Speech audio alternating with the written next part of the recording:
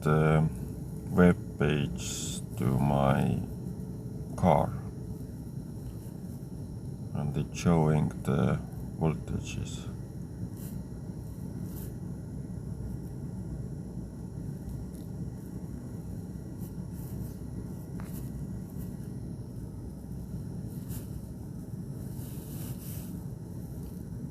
I turned the heater on, that's why it takes 4 kilowatts.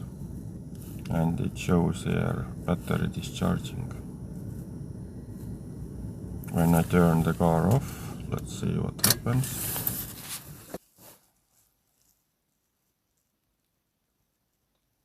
Power dropped a lot, but battery discharging message is still active.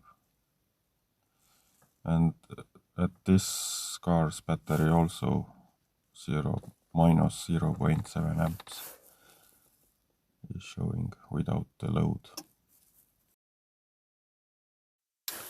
Now I put the car charging, and we can see the current is 4 amps that goes into battery, and 1.4 kilowatts goes to the battery.